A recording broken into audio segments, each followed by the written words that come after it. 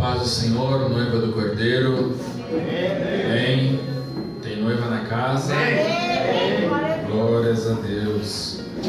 Pegue tua Bíblia em nome de Jesus e abra comigo no Evangelho de Lucas, capítulo 22, versículo 41. Estamos chegando então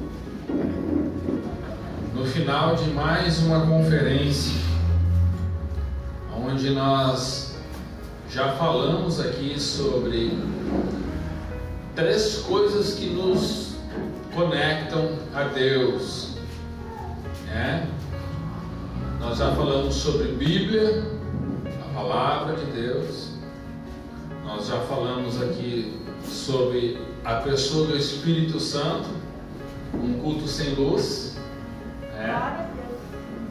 Também falamos na semana passada sobre fé e encerramos hoje então falando sobre o quarto benefício que nos conecta a Deus, ao saber a oração. E apartou-se deles cerca de um tiro de pedra, e pondo-se de joelhos, orava.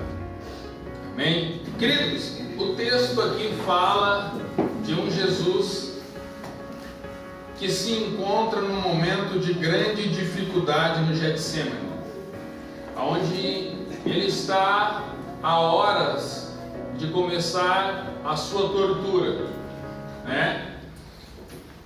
E a Bíblia nos diz que Jesus convidou os discípulos para irem com ele orar, e pegou a Pedro, Tiago e João e levou juntamente consigo para mais adiante. Disse a eles: ficai aqui que eu vou ali orar. E aí entra o texto que nós lemos: e apartou-se deles cerca de um tiro de pedra, e pondo-se de joelhos, orava. E é interessante nós começarmos a mensagem de hoje fazendo uma seguinte pergunta: o Filho de Deus precisava orar? Querido, Jesus orava por tudo. Jesus, ele orava para dormir, e não é orar para dormir como a gente ora para dormir. Jesus, ele orava quando acordava, e não é como a gente ora quando acorda. Jesus, ele orava para comer, ele orava para escolher discípulos, ele orava para tudo, na verdade. E agora nós vemos que Jesus, ele pega e ele vai fazer o que? Orar.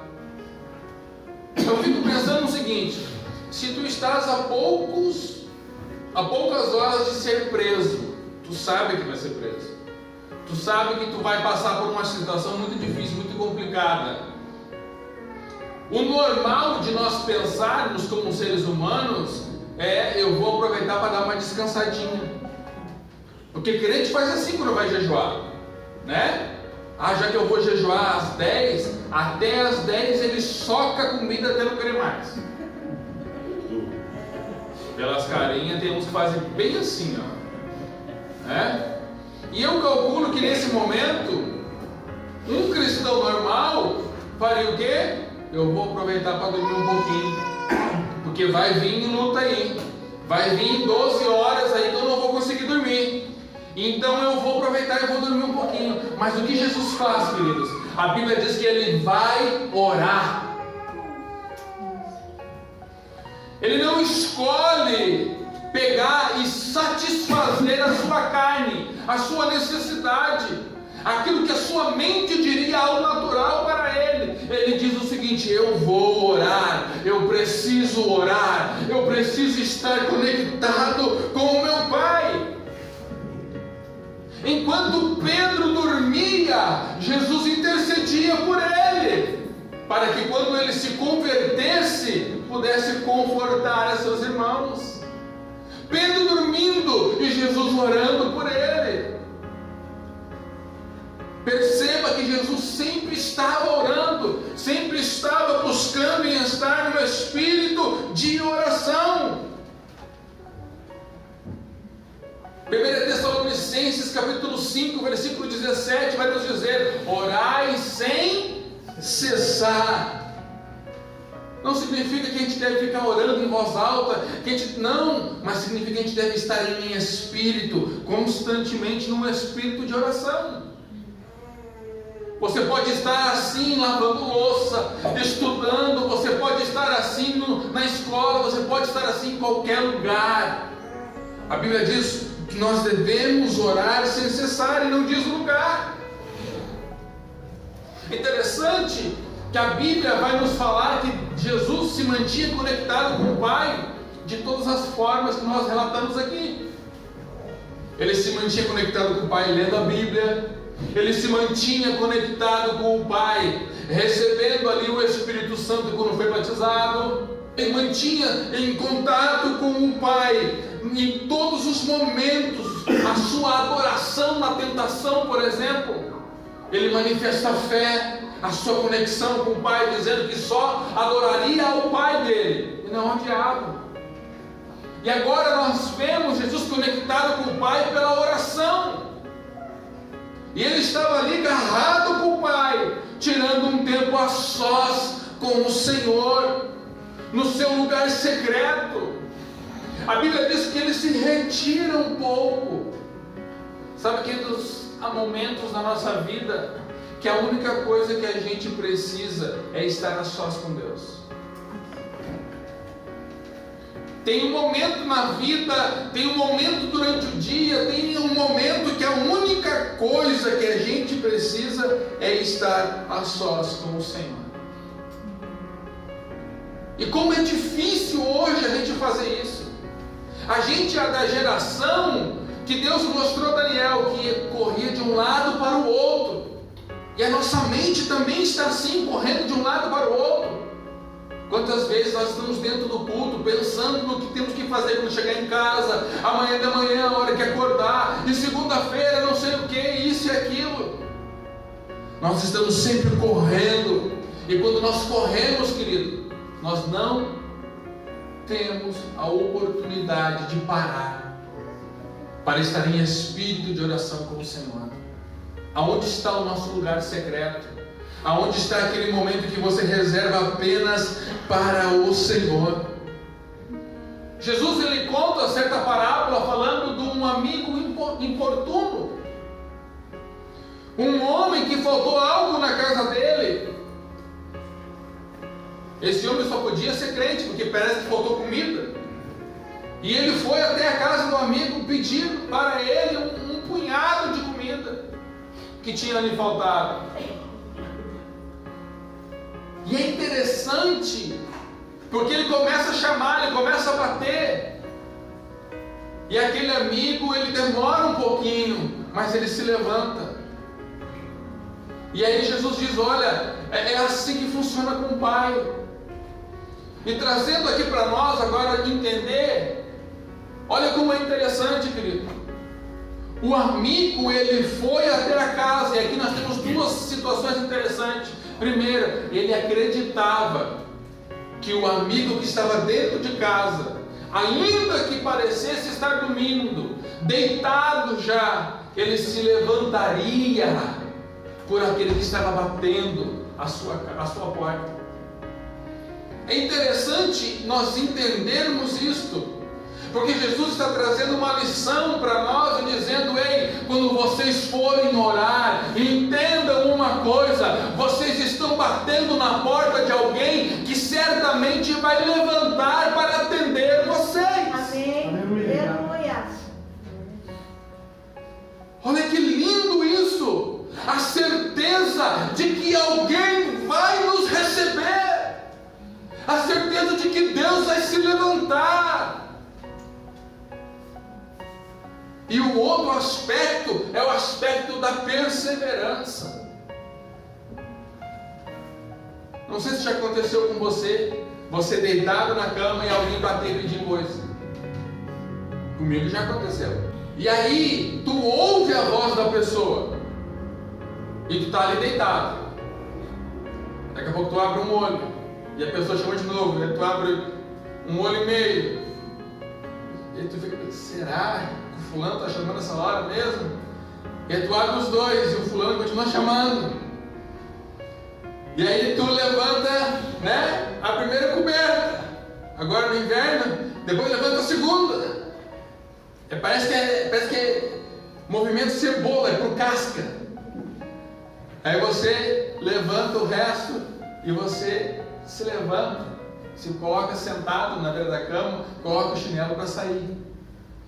E é interessante isso, porque o amigo não vai embora, ele é perseverante. Ele sabe que tem gente na casa, ele sabe que ele não está sozinho, ele sabe que ele está pedindo socorro para alguém que tem como dar para ele e não deixará ele na mão. Ele é perseverante na sua persistência, na sua oração. E Jesus ensina para nós dizendo o seguinte: ei, vocês devem ser assim com o Pai. Tem gente na casa, tem alguém em casa para responder a oração, então persevera, não para de pedir, não para de bater. E aí nós vemos Jesus no Getsemane fazendo exatamente isso. Quantas vezes ele volta e encontra os discípulos dormindo? E quantas vezes ele retorna para orar de novo, para bater de novo, para insistir de novo, para falar com o Pai de novo? Porque ele tinha certeza de que o Pai estava na casa ouvindo a ele. Olha que lindo isto! Isso é muito bonito. E isso mostra para nós uma coisa interessante: estar perto de Jesus é sentir necessidade de orar. Uma das coisas mais belas que acontece com o recém-convertido, ele quer orar. Já perceberam isso? Ele não sabe orar, mas ele quer orar. Já perceberam isso? Então preste bem atenção, porque quando você começa a deixar de orar, é porque você já está ficando desviado. Porque se quando nós aceitamos a Cristo, se quando nós nos conectamos ao Senhor, é gerado em nós, despertado em nós o querer orar. Quando nós já desligamos este querer orar, querido, tome cuidado, porque você está se afastando daquilo que o Senhor te trouxe. Você está indo para longe. Isso é tão incrível na Bíblia, isso é tão notório, que a Bíblia diz que os discípulos chegaram em Jesus e falaram assim: ó, mestre, ensina-nos a orar. Eles estavam andando com Jesus, perto de Jesus, e sabe o que deu vontade deles fazer? Orar. Vê se isso não é coisa de gente doida, vê se isso não é coisa de gente que anda com Jesus. Eles não sentiram vontade de comer aquele cheeseburger, eles não sentiram vontade de comer aquela picanha, aquela lasanha. Não, o que despertou neles foi: Senhor, ensina-nos a orar. Porque quando nós estamos perto do Senhor, é gerado automaticamente dentro de nós o querer orar. E aí a pergunta que eu quero fazer para você: você tem sentido isso? Ou já faz tempo que você não sente isso? Olha como isso é interessante. Ensina-nos a orar, Senhor. Quer ver outro exemplo? O ladrão na cruz. Ele era bandido, a vida toda cometeu crimes. Quantas e quantas vezes ele passou por algum lugar nos 3 anos e meio de Jesus, em que ele ouviu os ensinamentos, que ele talvez tenha testemunhado alguma cura, algum milagre, alguma coisa que Jesus tenha feito, mas nunca despertou nele absolutamente nada relacionado às coisas espirituais. Mas a Bíblia diz que quando Jesus foi colocado perto dele, e ele estava do lado de Jesus, ele começou a despertar nele uma coisa que ele nunca havia despertado antes. E a Bíblia nos diz que ele, olhando para o outro que blasfemava, dizia: nem assim ainda tu temes a Deus. O bandido começou do lado de Jesus a ter temor do Senhor. Não sei se você já teve essa experiência de daqui a pouco você está ali, você não está sentindo nada, mas daqui a pouco tem alguém que está do teu lado, e esse alguém ele está inflamado pelo Espírito Santo, e ele ali, e daqui a pouco parece que o que está nele te contagia. É esse ladrão na cruz, que antes não temia ninguém, que antes não temia fazer maldade com ninguém, mas agora perto de Jesus ele começa a temer a Deus, começa a ter respeito, começa a ter reverência pelo Senhor. E ele diz o seguinte: nós merecemos com justiça estar aqui. E a oração que ele faz ali é uma oração que me lembra do fariseu e do publicano. Lembra o publicano que sequer conseguia levantar a sua cabeça, mas ele dizia: Senhor, ai de mim que sou pecador, que não mereço.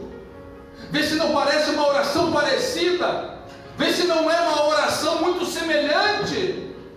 O ladrão não estava apenas conversando, ele não estava tendo uma conversa à toa, não, o ladrão estava orando, ele estava temendo a Deus, ele estava sentindo algo diferente da parte do Senhor, e ele está ali então sentindo aquilo ali. E agora então ele diz: eu mereço estar aqui, mas ele não merece. Ele está num lugar que ele não merece, eu mereço estar aqui. E aí ele, olhando para o Senhor, diz: Senhor, está tão bom, por incrível que pareça, apesar de toda a dor que eu estou sentindo, foi neste lugar, nesta caveira, neste Gólgota, que eu estou sentindo a coisa mais sublime que eu já senti em toda a minha vida. Eu não sei que presença é essa, mas Senhor, para onde quer que tu fores, lembra-te de mim e me leva para este lugar, porque eu quero continuar sentindo esta presença gloriosa.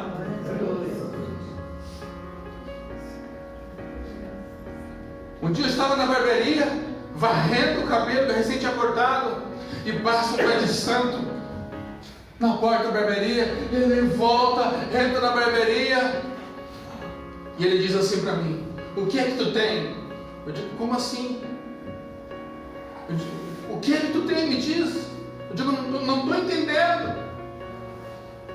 Ele diz: eu estava passando aqui na frente agora, eu ia lá, eu ia quebrar tudo em casa com a mulher, mas eu senti quando eu passei aqui na frente que algo me puxava para dentro da tua barbearia, e eu senti que esse algo vinha de dentro de ti, então eu estou aqui te perguntando: o que é que tu tem?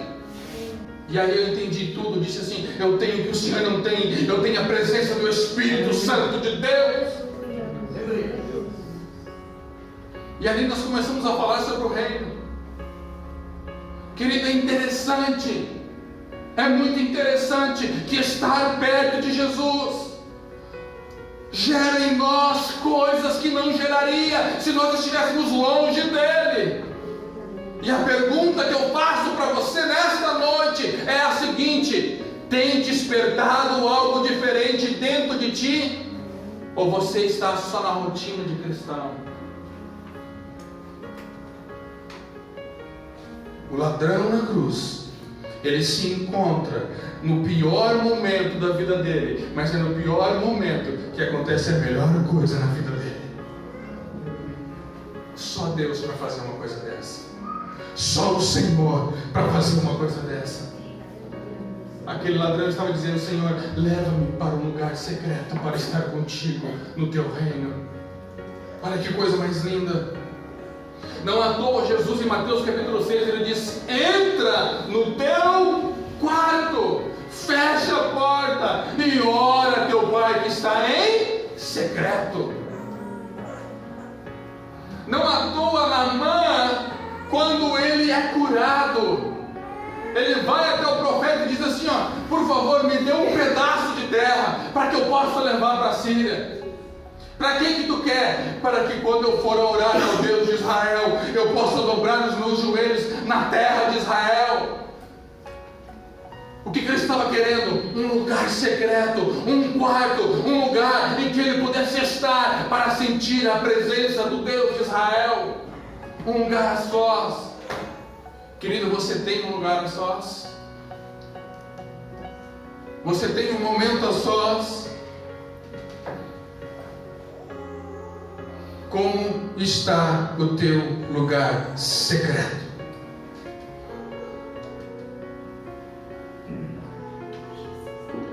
O texto que nós lemos de Lucas diz que Jesus, ele estava de joelhos. E isso me faz entender uma coisa: não é de qualquer jeito na presença de Deus. Tem um jeito certo e tem um jeito errado. E aqui, quando a Bíblia fala de joelhos, não está falando da posição física em que você se encontra.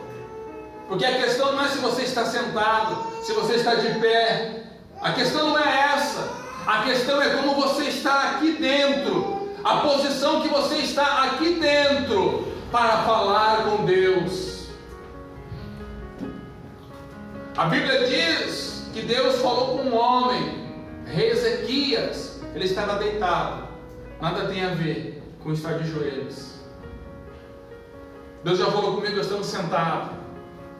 Nada tem a ver com a posição física, mas tem a ver tudo com essa posição, a posição de reverência que nós entramos na presença de Deus. Não à toa, quando Moisés vai entrar na presença de Deus, o Senhor diz para ele: tira as sandálias dos teus pés, porque o lugar que tu está pisando é santo. Nós precisamos entender, porque a nossa geração perdeu isso. Nós não entramos mais com reverência na presença de Deus, e é por isso que tem faltado a presença de Deus. Não há reverência, e nós também nem ensinamos os nossos filhos a ter reverência. E aí me preocupa a geração que vai vir, porque olha o que diz a Bíblia: cuida o teu pé quando entrares na casa do Senhor. Não está dizendo para você ter medo, está dizendo para você entrar com reverência. Vai entrar de qualquer jeito lá no fórum para ver o que acontece. Não dá certo, querido. Não é assim, mano. Como é que trabalha no fórum? Dá para entrar de qualquer jeito lá. Tem que ter respeito, reverência, tem autoridade ali. Deixa eu dizer uma coisa para você, querido. Quando você e eu entramos na casa de Deus, não é o juiz que está aqui dentro, não. Quem está aqui dentro é o Deus Santo, Santo, Santo. Então cuida do teu pé, a maneira como você vem para o culto, para prestar culto a Ele. Você não pode vir de qualquer forma, de qualquer jeito.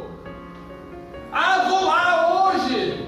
Não é assim que se entra na presença do Eterno. Você vem com reverência. Você vem para dar o teu melhor. Você vem para uma festa espiritual. Você vem para um lugar no qual só existe porque Ele pagou um alto preço, e um preço de cruz. Então não tem como entrar de qualquer jeito, de qualquer forma. Aqui dentro tem que ser o melhor. Ele não aceita nada que seja inferior ao melhor daquilo que você pode dar. E infelizmente essa geração perdeu isso. É chiclete nas cadeiras, é parede riscada, é de tudo, querido. Por quê? Porque não se tem respeito, não se tem reverência. Você não está numa escola, e até na escola é errado, querido. Falta reverência. Por causa de reverência, Nadab e Abiú foram rejeitados na presença de Deus. Deus, Ele é um Deus que trabalha com princípios, e se eu e você não cumprirmos os seus princípios, melhor você servir a outro Deus. Vai servir a Mamon, vai servir a Exu Caveira, vai servir qualquer coisa, mas Deus é Deus de princípios. Aleluia. E Ele não pede para você obedecê-los, Ele exige que nós venhamos obedecer. Não adianta nós cantar que eu te amo, Senhor, eu te amo, Senhor. Ele diz: quem me ama, guarda os meus. Então, se nós não praticamos os princípios dele, se nós negamos, negligenciamos seus princípios, seus valores, não adianta falar que a gente ama a Deus. Não adianta estar no culto, não adianta estar sentado, bonitinho, não adianta. Nós temos que entender de uma vez por todas que temos que ter respeito na casa de Deus, porque nós estamos falando da presença de Deus. E com isso eu aprendo que há apenas dois tipos de crente, porque o cristão, ele é igual um submarino. Sabia quentinho hoje? Sabia que o cristão é igual submarino? Sabia que oração é igual submarino? O submarino, ele tanto pode estar na superfície, molhadinho um pouquinho, e estar na superfície, como ele pode estar no profundo. O cristão, ele pode ser um cristão supérfluo, superficial, de aparência, que está na superfície. Ele até se molha com o culto de vez em quando, com a presença de Deus. De vez em quando ele até é renovado no Espírito Santo. De vez em quando ele até fala em línguas. De vez em quando ele até oferta, ele até dizima. De vez em quando, porque ele não está completamente imergido. Mas quando nós olhamos para o livro de Ezequiel, nós vemos Deus fazendo um convite aos cristãos: vem para o profundo. Aleluia. Vem para onde tu não dá pé, vem. Aleluia. O que é isso? Sai do raso, sai do superficial. Aí é o crente submarino, não é o irmão marino. Esse é da irmã Vanessa. É crente submarino. E aí eu faço a seguinte pergunta para você nessa noite, querido: que submarino é a tua fé? Superficial ou profunda? Que tipo de submarino é a tua oração? Superficial, você só ora para comer, você só ora quando você acorda, você só ora quando você dorme. Aquela oraçãozinha de 30 segundos, estourando, cronometrada, porque você tem que correr. Se a nossa oração é assim, a nossa oração é uma oração de um submarino superficial. Agora, quer ver um crente com oração? Olha para Daniel. Oh, glória! Crente com oração é crente igual a Daniel, querido. Daniel, se você for continuar orando aí, vai dar problema. Tu vai ser preso e vão te lançar na cova dos leões. Melhor é a cova do que deixar de orar. Eu quero ir para as profundezas com meu Senhor. Eu quero ir para o profundo. Isso é crente do profundo. Isso é oração do profundo. Que tipo de oração você tem dado ao Senhor? Nós temos um jeito certo para chegar na presença de Deus. Jeito como Enoque chegava na presença de Deus. Que a presença de Deus para Enoque era tão maravilhosa na vida dele, e Deus gostava tanto de estar com Enoque, que a Bíblia diz que um dia o Senhor tomou Enoque e levou para junto de si. Que saudade Deus não estava sentindo desse homem, né? Para dizer o seguinte assim: não, Enoque, chega, tu não pode mais ficar na terra, sobe aqui, vem comigo. Está entendendo? Os irmãos estão entendendo a palavra?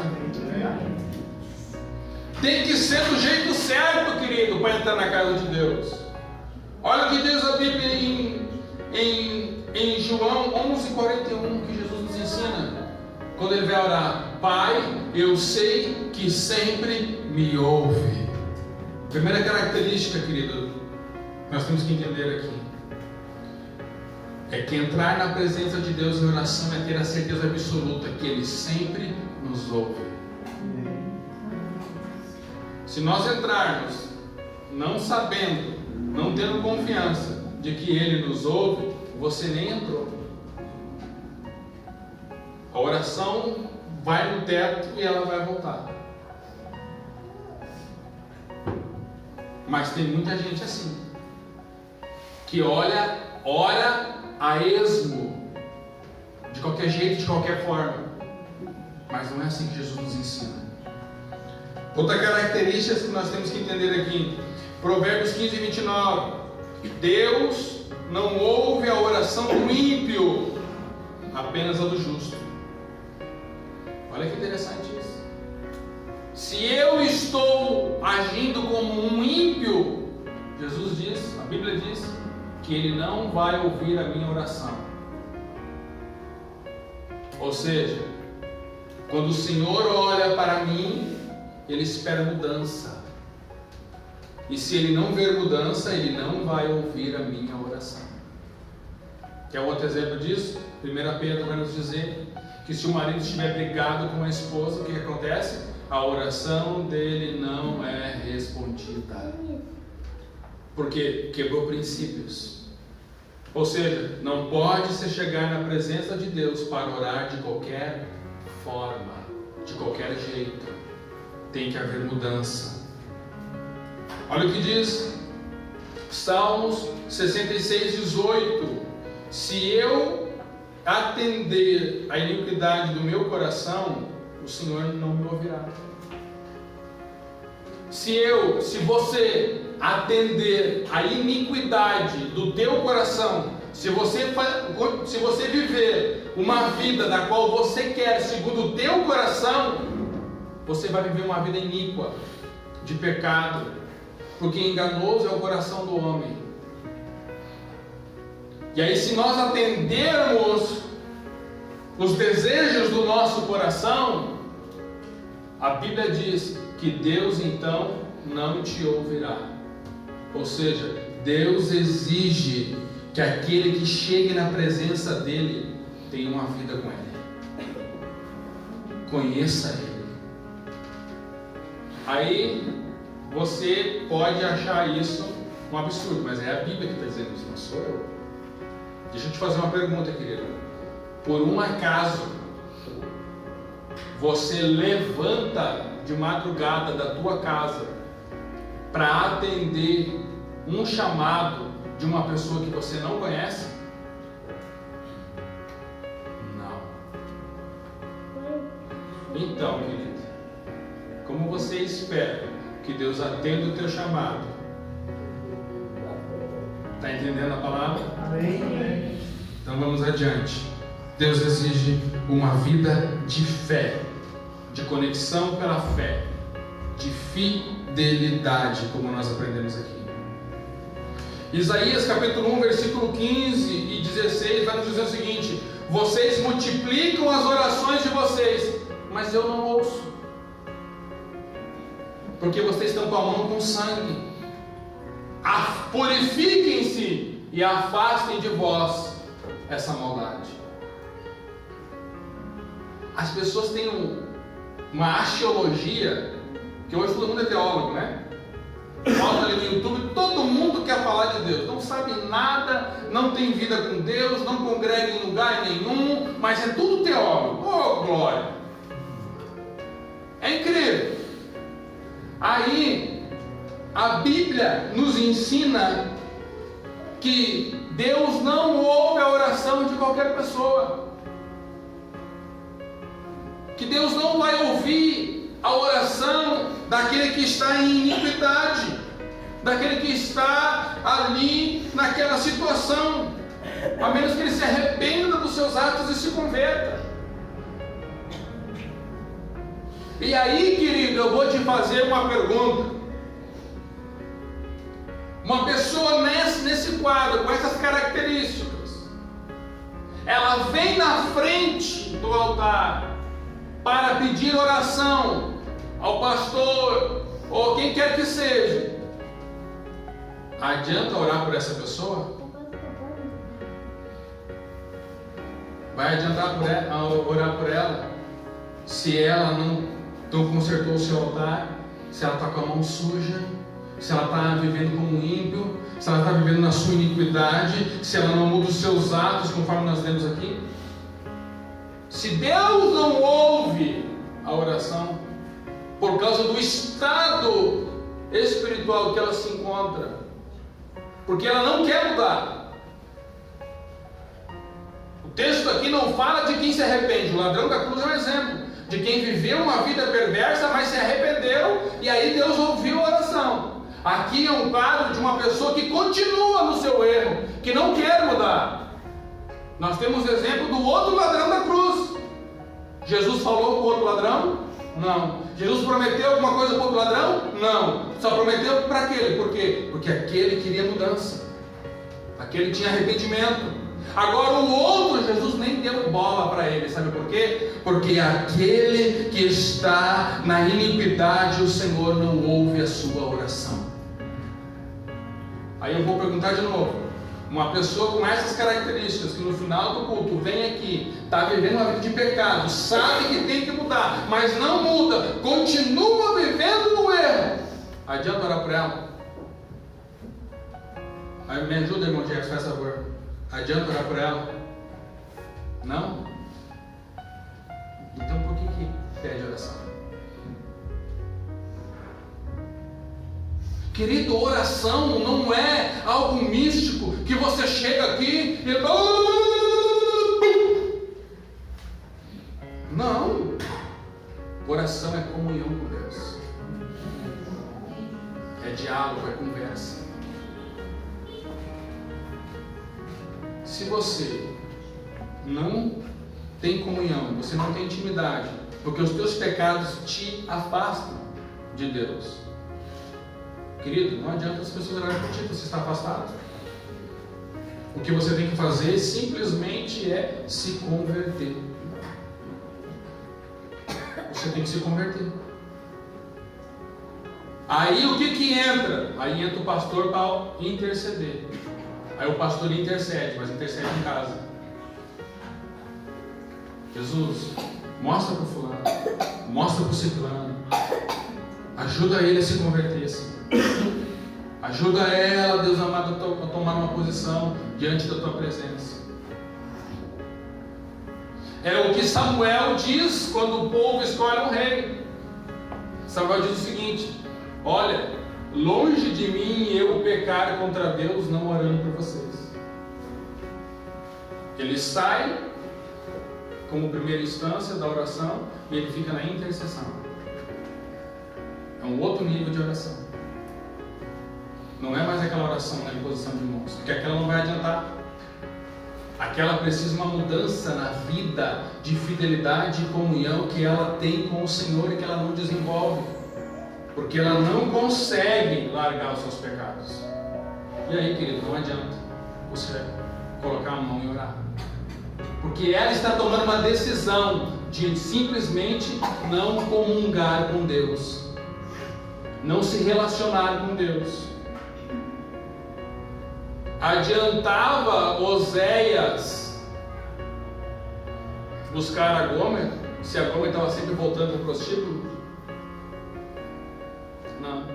Por quê? Porque ela decidiu que ela ia voltar para o prostíbulo. Assim é todo aquele que decide continuar no pecado, querido. Você até busca, você até tenta, mas se ele decidiu que ele não vai se posicionar para se limpar, sujo vai ficar. E aí é o que Jesus diz: como pode aquele que foi lavado voltar para a lama?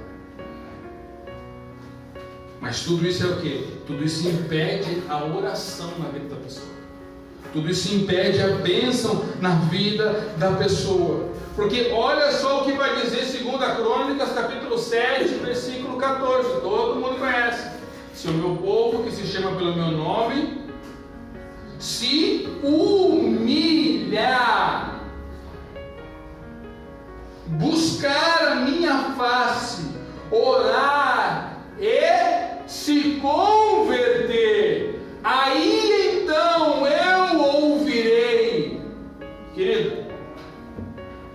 se você não se humilha, se você não busca Deus, se você é crente submarino na superfície, se você não ora, tem oração submarina na superfície, se você não se converte, o Senhor simplesmente não vai atender a tua oração. Pode pastor orar, pode líder orar, pode quem quer que seja orar. O Senhor nunca atenderá as tuas orações, porque você não é fiel, você não está conectado. Nós falamos disso na semana passada.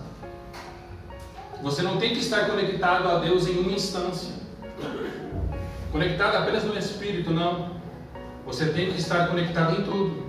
Tem gente que só quer pular, falar em língua estranha. É só isso que quer fazer. Quer se aparecer. No Espírito não tem nada. Porque quem anda no Espírito, querido, também anda na palavra. Quem anda no Espírito, querido, também anda na oração. Quem anda no Espírito, ele anda nas 4 esferas. Por quê? Porque ele é fiel ao Senhor. Agora aquele que só quer pular, ele só quer se aparecer. Ele não tem comunhão. Deus nem conhece ele. Quer o exemplo bíblico que eu estou falando? O rei Saul. O que a Bíblia diz que ele estava fazendo? Orando, profetizando, e quem olhava de longe, nossa, mas o nosso rei é crente, hein? Ô homem do manto, do fogo, do reteté, ele chega.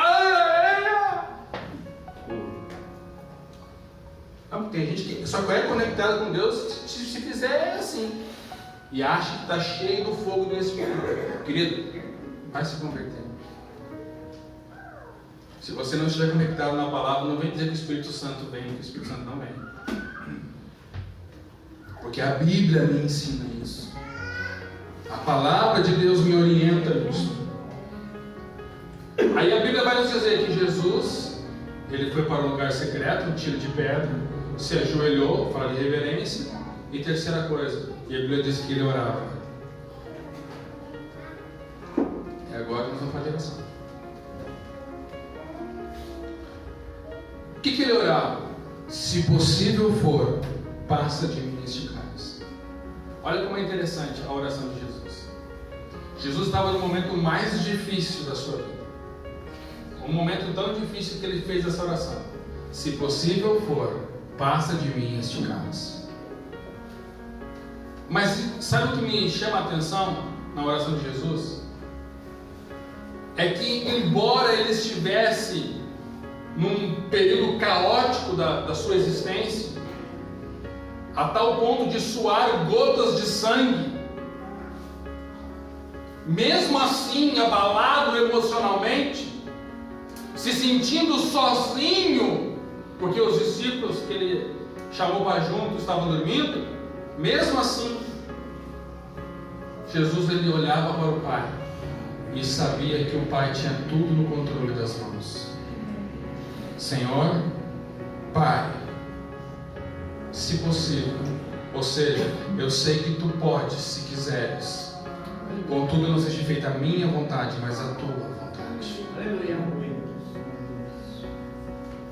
Querido, nós temos que entender isso também, porque nós temos essa dificuldade também.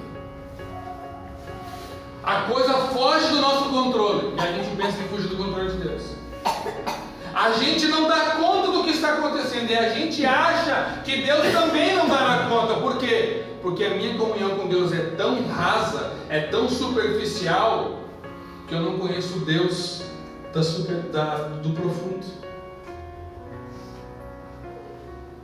Então eu me baseio no Deus que eu conheço, na comunhão que eu tenho com Ele, que é superficial, na oração que eu desenvolvi com Ele, que é superficial. Eu estou conectado a um Deus superficial, a uma oração superficial, e eu penso que o meu Deus, por causa disso, também é um Deus superficial.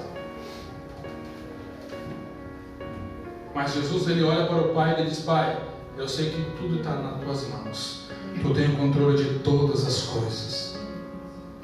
Como diz Isaías, capítulo 59, versículo 1: a Tua mão, Senhor, eu sei que ela não está encolhida para me abençoar.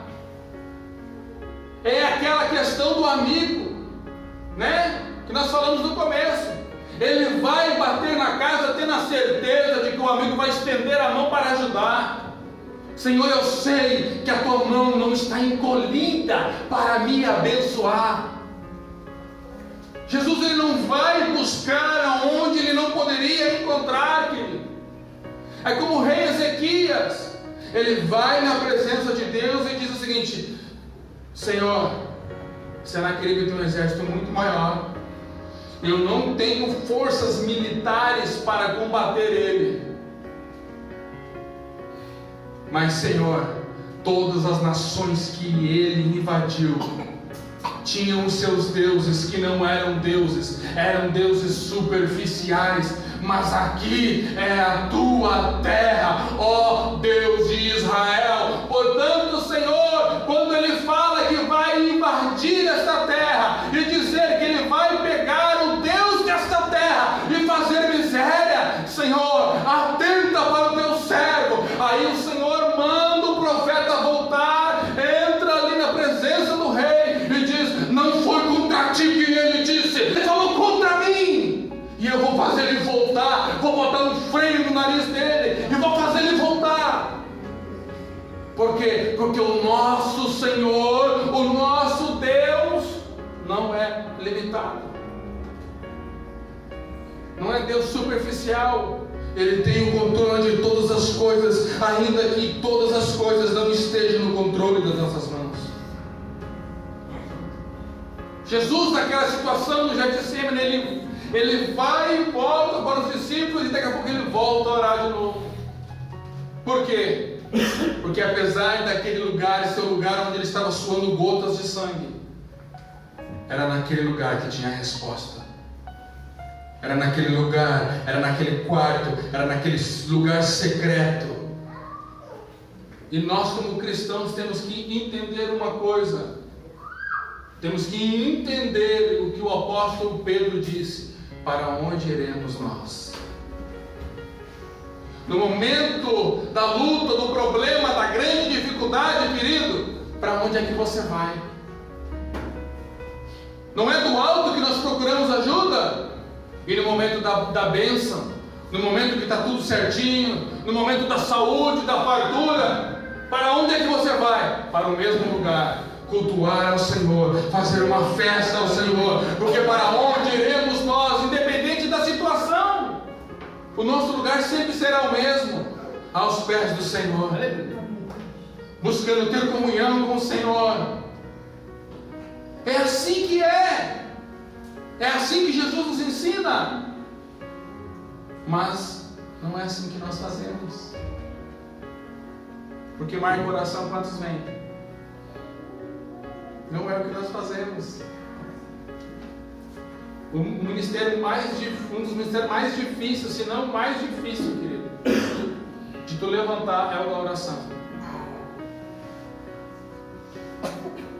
Porque eu digo para você assim, uma das coisas que o diabo mais quer evitar em mim e em você é que você ore, é que você tenha comunhão, é que você conheça o teu Senhor, é que você saiba quem é o Deus de Israel. E tudo acontece para evitar isso. E nós não entendemos essas coisas. E nós nos amedrontamos, damos passos para trás. Por isso é tão difícil levantar um ministério de oração. Por isso que o ministério de oração sempre tem no máximo meia dúzia. Entende? Porque é realmente uma luta, é uma batalha. Então nós temos que entender o que Jesus entendia. Não importa o momento, não importa o lugar, o que nós temos que fazer é voltar para a presença do Senhor em oração. O que Jesus estava fazendo ali? Ele estava orando, porque ele veio para desfazer as obras do diabo.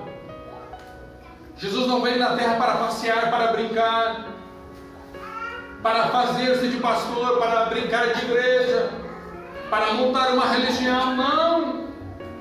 Jesus ele veio para desfazer as obras do diabo. E qual foi a primeira obra que o diabo desfez, querido? Tirar a comunhão. afastar as pessoas de Deus. Então hoje o inimigo até permite que você fique dentro da casa, desde que você não ore, desde que você não conheça Ele, desde que você não tenha comunhão com o Pai, desde que você não se conecte ao Senhor em oração. Pode ficar na casa, não tem problema, porque Ele sabe que o problema não era o paraíso, o problema era a falta de conexão em Adão e Eva. Então nós temos que entender essas coisas, porque Jesus veio fazer exatamente isso. Então, se Jesus veio desfazer o que o diabo construiu, querido, Jesus veio fazer uma coisa muito importante: me ligar a Deus em oração novamente. Deus veio nos ligar em oração. E sabe que isso é uma das coisas mais lindas e mais abençoadas que o Senhor deixou para nós. O momento de ter comunhão com Ele. E isso é tão lindo e tão abençoador que o Senhor Jesus diz que as minhas ovelhas ouvem a minha comunhão, oração, intimidade, como ela anda, como anda a tua oração e intimidade. Ou seja, Jesus veio resgatar o que foi perdido no Éden. Ou seja, a oração nos liga ao passado perfeito da humanidade, ao passado em que nós estávamos ligados a Deus, em comunhão, onde todos os dias Deus descia do céu para falar com o homem, onde todos os dias havia comunhão, onde todos os dias havia conversa, havia diálogo. Você já percebeu que uma das coisas mais tristes no casamento é a falta de diálogo? Onde o homem não conversa mais com a esposa não conversa mais com o homem. Uma das coisas mais tristes que existe dentro da igreja são filhos que não conversam mais com o pai. Mas está tudo ok, tudo bem. Afinal de contas, o ministério de oração só tem 6 mesmo, então não é só comigo que acontece isso. Também acontece com o fulano, também acontece com o ciclano. Mas ninguém está falando do que acontece com o fulano e com o ciclano. Nós estamos falando do que acontece com você. Nós estamos falando do submarino chamado você, que é superficial ou é profundo. Amém? Amém. O que o ladrão da cruz queria, querido, era ter um momento de comunhão com Deus. O que o ladrão da cruz queria, querido, era poder descer da cruz e poder ir para um culto. O que ele queria era estar na presença do Senhor. O que ele queria era um quarto secreto para estar na presença do Senhor. Sabe o que você temos a cada culto? Um quarto secreto, um lugar para estar na presença do Senhor. Mas a pergunta é: como nós entramos neste quarto e como nós nos sentimos a este respeito? É um momento de alegria estar na casa do Senhor, é um momento de bênção estar na casa do Senhor. Eu anseio por este tempo. Ou muitas das vezes eu troco este momento por qualquer coisa. Está chegando o tempo em que os verdadeiros adoradores adorarão ao Pai em espírito e em verdade. E Deus sabe quem é verdadeiro na presença dEle. Deus sabe. Então nós temos que entender, queridos, de uma vez por todas, que nós temos algo para nutrir com o Senhor, que eu não posso nutrir por você, que você não pode nutrir por mim. É eu e Ele, é você e Ele. E se você não fizer, naquele dia, o dono da casa, em que você vai bater, pedindo para entrar, ele vai dizer: eu não te conheço. Como é que eu vou abrir a porta para alguém que eu não conheço? Você abriria a porta para alguém que você não conhece? Não, tampouco eu. Apartai-vos de mim. A Bíblia diz isso, não sou eu. Nós precisamos entender que nós temos que desenvolver isso, que é tocante para mim desenvolver isso, para mais ninguém. Eu tenho que desenvolver isso. Você tem que desenvolver isso. Se cada um tomar para si e cada um desenvolver isso, querido, é bênção pura. Olha como é interessante a questão da oração.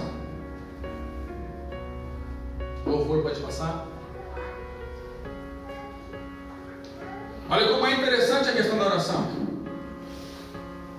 A Bíblia diz, Atos capítulo 10, que Cornélio estava orando.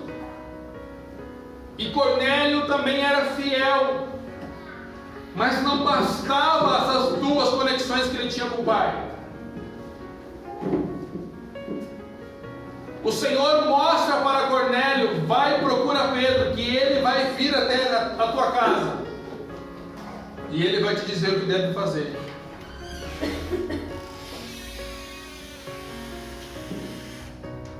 Quando Pedro chega na casa, o que Pedro faz? Apresenta a palavra. E depois ora e o Espírito Santo cai. Ou seja, o que Deus está dizendo para mim e você: não basta eu estar conectado apenas em duas conexões. Eu tenho que estar conectado nas 4 conexões. Eu tenho que manejar a palavra. Eu tenho que ter fidelidade para com Deus. Eu tenho que ter a presença do Espírito Santo. E eu preciso ter o meu momento de oração com o Senhor. É interessante essa questão da oração, que todas as religiões têm essa parte da oração. Já prestaram atenção nisso? Todas as religiões têm a parte em que você ora ao Deus daquela religião, em que você estreita a tua conversa, não com quem está do teu lado, mas com Deus. Mas nós sabemos que o único Deus verdadeiro é o Deus de Israel. Porém, como está a nossa oração? Talvez essa oração deles esteja bem melhor. Talvez a oração deles esteja, com Deus deles, esteja bem mais profunda. Mas como está a minha oração? Sabe uma coisa que eu acho interessante na Bíblia? Atos capítulo 12, versículo 12 também. O pastor da igreja foi preso. Pedro estava preso. Aí sabe o que acontece? A igreja se reúne. Não para fazer churrasco, não para falar bem feito, o pastor merecia mesmo, não para criticar, não. Eles se reúnem, a Bíblia diz que a igreja se reuniu para orar pelo pastor. Esse presente eu queria. Fevereiro está chegando aí, querido. Então, quer me dar um presente? Olha aí, ó. Fica aí a dica. Se reúne para orar. E a Bíblia diz que por causa disso o Senhor deu um grande livramento para Pedro, que ia morrer naquele dia, ou melhor, no outro dia. Isso é igreja. Uma igreja que se reúne para orar. Uma igreja que se reúne não apenas para encher a pança. Uma igreja que se reúne com um propósito eterno e espiritual. A igreja não pode se reunir para outra coisa, se não ter comunhão com o seu Senhor. Então vir à igreja, se reunir, querido, não é para agradar você. Não é para tocar o hino que você gosta. Não é para ter uma palavra que vai confortar o teu coração necessariamente. É para ter comunhão com o Senhor. Que você perdeu a comunhão por causa do pecado, que te afastou, te levou para longe dele. Atos capítulo 9.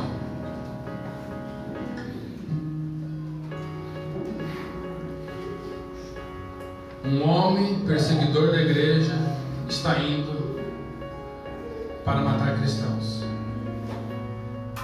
De repente, ele cai em chama. Diz: Senhor, Senhor. Aqui já começa a me chamar a atenção o texto. Ele cai em chama e já diz: Senhor, Senhor, quem és tu? Nós precisamos entender de uma vez por todas nós temos que nos curvar diante do Senhor dos Senhores. Nós não podemos chegar na presença dele de peito estufado, como o fariseu foi orar na igreja. Quando ele diz Senhor, ele já está dizendo: eu serei teu servo. Porque você diz Senhor, se você vai ser servo deste Senhor. Por uma questão de respeito, de reverência. Não é assim que era antigamente? Hoje já se perdeu praticamente tudo, né? Quando antigamente não era assim, o neto chegava e dizia pro vô, pedia a bênção: Deus te abençoe, meu filho. E aí depois, busca tal coisa pro vô. Sim, Senhor. Ou seja, eu vou lhe servir. Quando Paulo diz Senhor, Senhor, ele já está dizendo: a partir de hoje eu sou teu servo. Mas o que me chama mais atenção aqui no texto é que quando Deus vai falar com o seu outro servo, Ananias, e diz para ele: Ananias, tem um homem chamado Saulo de Tarso, está na rua à direita, vai lá falar com ele. Não, Senhor, esse homem que tem cartas para prender os irmãos, tem levado muitos à morte. Aí olha o que o Senhor diz: Ananias, fica tranquilo, ele está orando. Ah, que oportunidade você tem. Ananias, quem me persegue não ora. Fica tranquilo, querido. Ele agora é servo, agora ele é teu conservo, agora ele está conectado comigo, ele está orando. E importa que tu vai lá porque ele está cego, e tu vai chegar lá e tu vai orar. E como ele está ligado comigo, a tua oração vai fazer efeito, e ele vai voltar a enxergar. Está entendendo? Se você estiver conectado com o Pai, se não tiver impedimento, o servo do Senhor bota a mão em você, você ora, a gente ora e é bênção, querido. Mas tem que estar conectado. Se estiver separado, esquece. Deus não vai mandar ninguém até a tua casa para orar por você, e você vai continuar cego. Olha que interessantíssimo. Também me lembro do moço, do profeta, que vendo aquele exército gigante ao redor da casa, entra correndo para dentro da casa e diz o seguinte: nos cercaram, o que será de nós?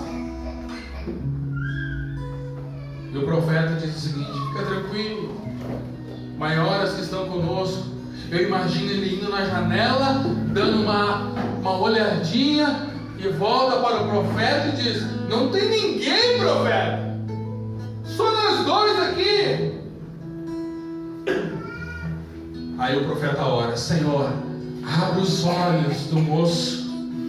E a Bíblia diz que quando ele olha, ele percebe que há um exército muito maior protegendo eles. Sabe, querido, o que o Senhor disse para mim nessa noite, no meio aos louvores? É noite de olhos serem abertos. Tem muita gente cega aqui. Tem muita gente cega aqui. Por quê? Porque está separado de Deus pelo pecado, pela iniquidade, que não se posiciona e continua levando para casa. Não adianta ninguém orar por você, nada vai acontecer na tua vida.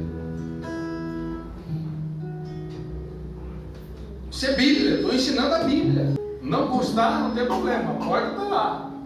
Mas eu não posso deixar de ensinar a Bíblia. Agora, querido, eu estou dizendo para você: se você entender a palavra e você se posicionar, olha o que acontece. Olha o que a Bíblia diz que acontece. Muito pode a oração do justo por os seus efeitos. A oração de quem que pode? Justo. Ah, não é aquele que está na iniquidade. Olha aí. Não é quem está no pecado. Não faz sentido agora? Por que muita coisa não acontece? Querido, Deus tem o controle de todas as coisas. Aleluia. E Ele quer abrir olhos para que você saia do superficial e você vá para o profundo. Você entendeu a palavra nesta noite? Aleluia. Feche seus olhos. É hora de você ir para o profundo.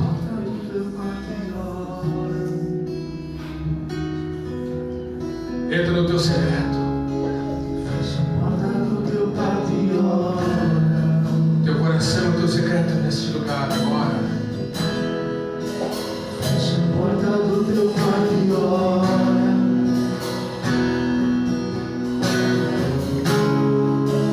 Fecha a porta do teu quarto e ora.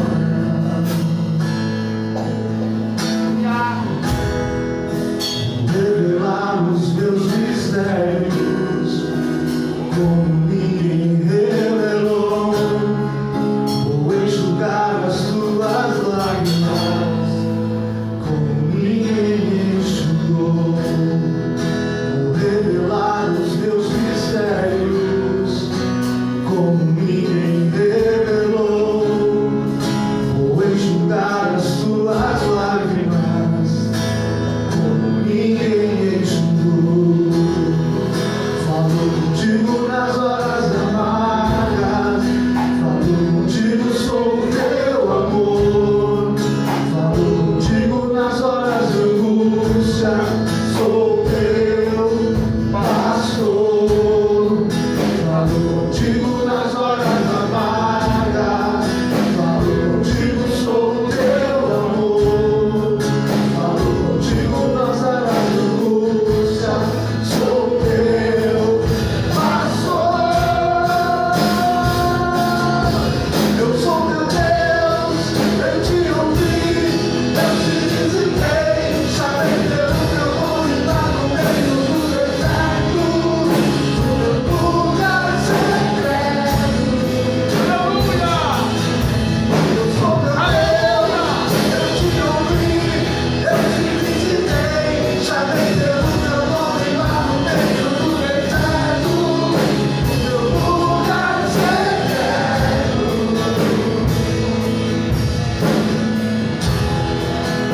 Fecha a porta do teu quarto e ora.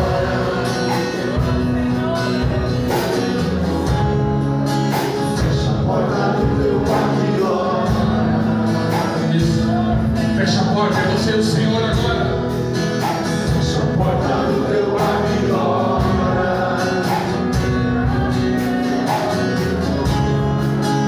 Fecha a porta do teu quarto e ora.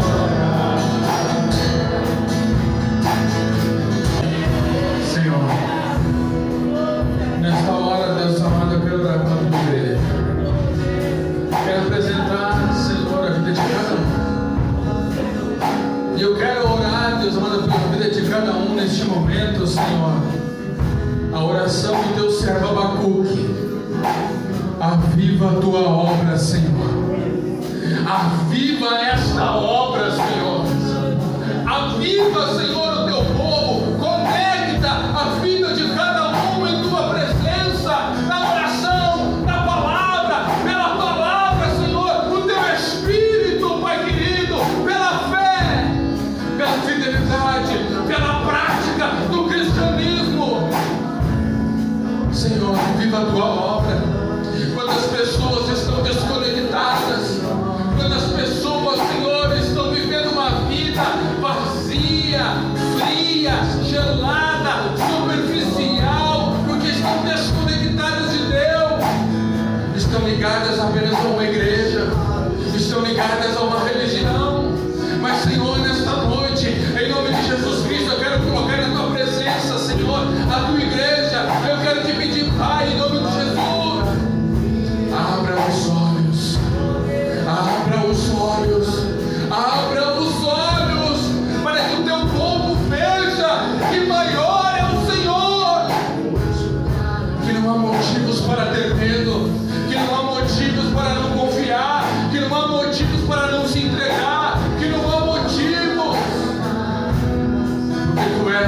pastor, Tu és aquele que deu a vida por nós. E nessa hora eu entrego, Senhor, essa oração dizendo: Pai, em nome de Jesus, aviva a Tua noiva,